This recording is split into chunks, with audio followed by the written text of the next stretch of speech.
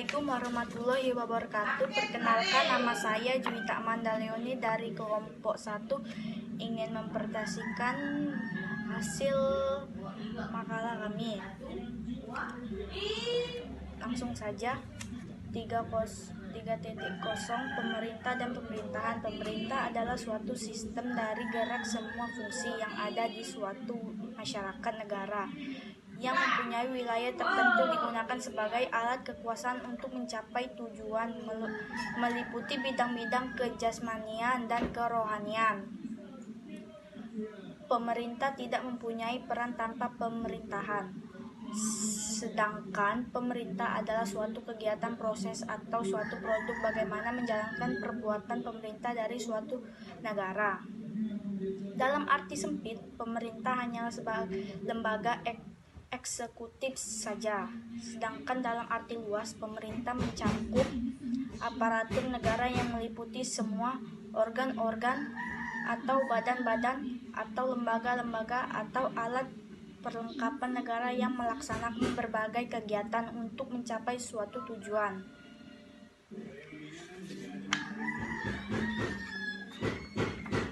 Menurut para ahli, Mugiono 2002 memandang bahwa leadership tersebut sebenarnya sebagai akibat pengaruh suatu arah, karena tipe kepemimpinan militeristik. Tipe ini sangat mirip dengan kepemimpinan otoritas. 4. Tipe kepemimpinan otoritas atau dominator, leader, pemain tunggal. 5. Tipe kepemimpinan laissez-faire, tidak berpartisipasi sedikitpun, membiarkan timnya berbuat semaunya. 6.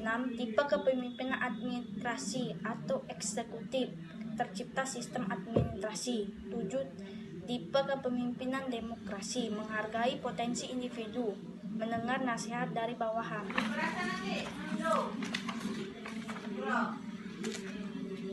Good governance atau tata pemerintahan yang baik sebagai membayangkan bahwa dengan good governance dapat memiliki kualitas pemerintahan yang lebih baik. Menurut UNDP, United National Development Planning, good governance merupakan praktek penerapan kewenangan pengelolaan berbagai urusan penyelenggaraan negara secara politik, ekonomi, dan administrasi. Ada 3 pilar good governance yang penting, yaitu 1. Kesejahteraan rakyat. 2. Proses pengambilan keputusan. 3. Tata pelaksanaan kebijakan. Teori kepemimpinan pemerintahan Indonesia. Yang pertama, teori otoritas adalah teori bagaimana seorang pemimpin dalam tugas bekerja tanpa menerima saran dari bawahan. Artinya, bawahan tidak diperkenankan membantah, mengkritik, bahkan bertanya. Kelemahan teori ini adalah akan berbalik arah menjadi bumerang bila sang pemimpin kehilangan kekuatan fisik. Semakin suatu lokasi cenderung lebih modern, maka teori ini harus semakin dikurangi. Bahkan juga untuk hal situasi semakin tenang suatu keadaan, maka teori ini semakin dikurangi. Yang kedua, teori sifat adalah teori yang mengatakan bahwa pemimpin tercipta dari seorang berdasarkan sifat yang dimiliki seorang tersebut. Menurut teori ini, seseorang memiliki bawahan bakat turunan. Bakat itu antara lain cukup terampil untuk mengurus orang lain, memiliki kepekaan inisiatif, mempunyai rancangan untuk membela teman, dewasa dalam pemikiran, dan pandai membujuk dalam rayuan yang menghanyutkan. Yang ketiga, teori manusiawi adalah teori yang pemimpinnya benar-benar merasakan bawahannya. Sebagai manusia yang dapat dimotivasi kebutuhannya sendiri sehingga menimbulkan kepuasan kerja. Yang keempat, teori perilaku pribadi adalah teori di mana pemimpin melakukan pendekatan pada bawahan melalui cara-cara non-formal. Dengan begitu, perintah biasanya dilakukan secara lisan dan bukan tertulis. Jadi, kalau teori otoritas dinilai cukup efektif hasilnya, maka teori perilaku pribadi cukup efisien dalam tenaga dan biaya. Selanjutnya, teori lingkungan adalah teori yang memperhitungkan ruang dan waktu. Teori lingkungan adalah teori yang memperhitungkan ruang dan waktu. Yang dimaksud dengan ruang adalah tempat. Berbeda dengan teori sifat yang mengatakan bahwa pemimpin itu dilahirkan, maka dalam teori ini pemimpin dapat dibentuk. Dan terakhir ada teori situasi, adalah teori di mana pemimpin memanfaatkan situasi dan kondisi bawahannya yang dalam pemimpinannya. Contohnya, bila kepada seorang bawahan tidak terlalu banyak memberikan dukungan dan pengarahan, maka bawahan tersebut memang mampu bekerja dan yakin akan menyelesaikannya. Oleh karenanya, pemimpin dapat mendelegasikan wewenangnya, jadi disebut dengan delegating. A. Untuk menimbulkan rasa persatuan dan kesatuan. B. Untuk keseragaman antar bawahan. C. Agar kepemimpinan pemerintah tidak diganggu gugat. Yang D. Untuk meningkatkan pengawasan. E. Untuk mempercepat pencapaian tujuan. 2.6 Variabel kepemimpinan pemerintah Indonesia. Variabel adalah suatu yang dapat diubah-ubah. Dalam kepemimpinan pemerintahan ada 3 variabel yang sangat berpengaruh namun selalu berubah-ubah, sehingga disebut variabel kepemimpinan pemerintahan, yaitu sebagai berikut. A. Faktor fisik dan bentuk negara. B. Faktor geografis. C. Faktor warga negara. D. Faktor sejarah. E. Faktor efisiensi dan efektivitas. F. Faktor politik. Dan G. Faktor lazim yang berkuasa. 2. Variabel orang banyak sebagai pengikut. Dan yang ketiga, variabel penguasa sebagai pemimpin pemerintahan. 2.7 Teknik kepemimpinan pemerintahan Indonesia. Teknik adalah cara atau strategi yang dilakukan seseorang untuk mencapai tujuan. Beberapa teknik dalam kepemimpinan pemerintahan Indonesia yaitu 1. Teknik persuasif dalam kepemimpinan pemerintahan. 2. Teknik komunikatif dalam pemimpin pemerintahan. Seorang pemimpin harus memiliki media komunikasi yang baik dan benar, antara lain sebagai berikut. 1. Pembahasan dengan baik dan benar. 2. Menulis pesan dengan jelas.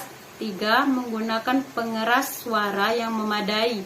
4. Berada pada tempat yang resmi. 5. Menciptakan situasi yang di mana bawahan dan masyarakat ikut serius. Dan yang ketiga, teknik fasilitas dalam. Assalamualaikum warahmatullahi wabarakatuh. Nama saya Rizky Wijaya Putra dari kelompok 1. NIM saya 1911375.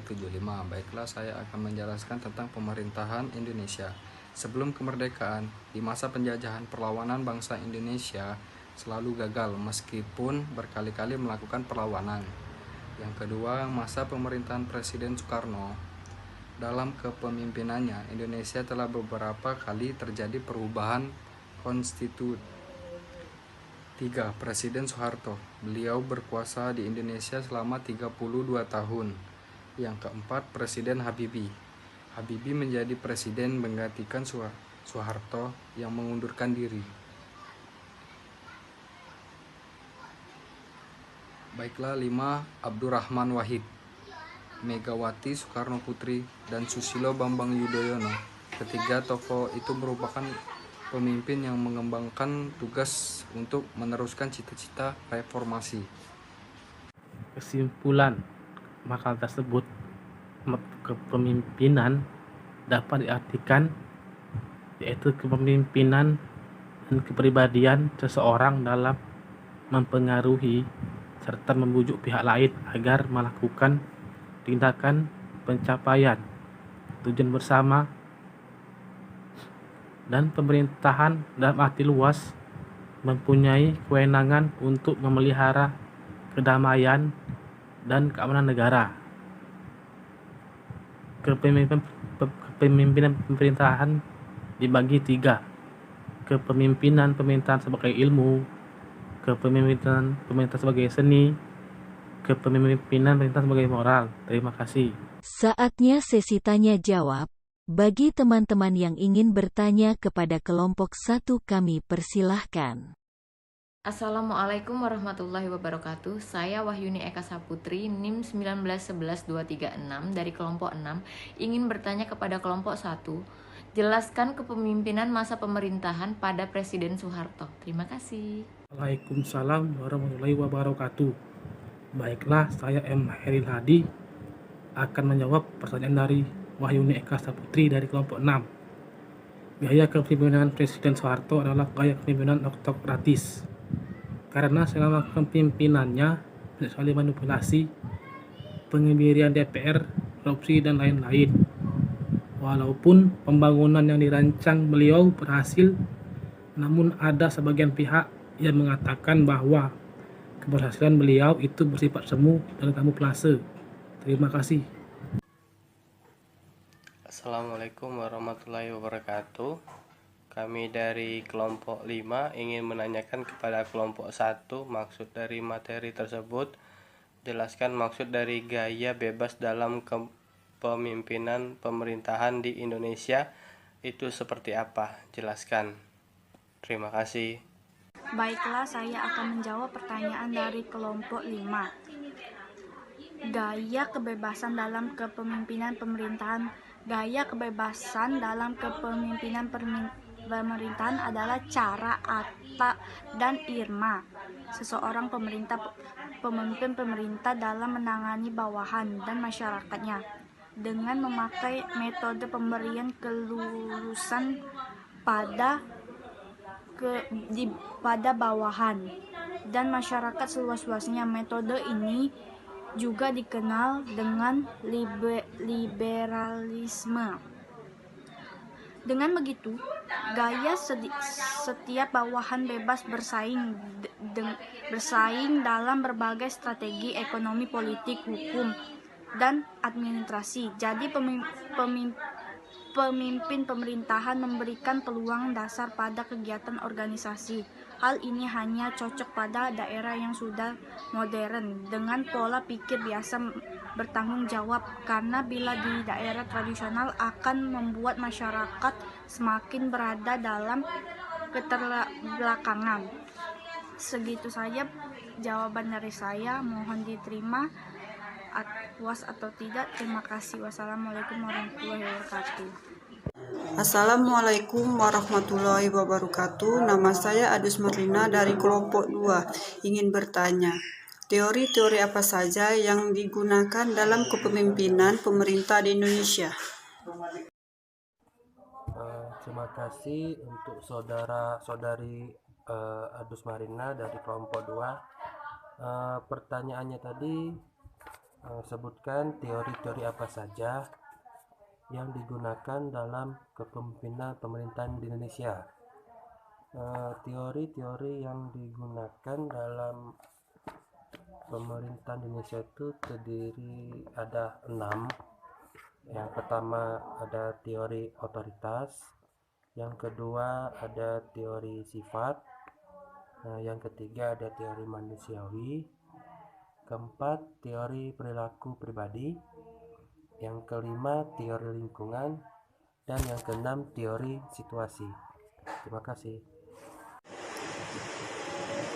Baiklah, terima kasih jawabannya. Assalamualaikum warahmatullahi wabarakatuh. Perkenalkan, nama saya Adam Purnama Aji dengan NIM 1911267 dari kelompok 4. Baiklah, di sini saya akan bertanya kepada kelompok 1. Di dalam kepemimpinan pemerintahan di Indonesia ada yang namanya good governance. Apa saja 3 pilar good governance dalam kepemimpinan pemerintahan di Indonesia? Sekian pertanyaan dari saya. Terima kasih. Waalaikumsalam warahmatullahi wabarakatuh. Baiklah, di sini saya akan menjawab pertanyaan dari Adam Purnama Aji dari kelompok 4. Yang isinya, di dalam kepemimpinan pemerintah di Indonesia ada yang namanya good governance. Apa saja 3 pilar good governance dalam kepemimpinan pemerintahan di Indonesia? Yang pertama, itu ada kesejahteraan rakyat. Yang kedua ada proses pengambilan keputusan. Dan yang terakhir ada tata laksana pelaksanaan kebijakan. Terima kasih.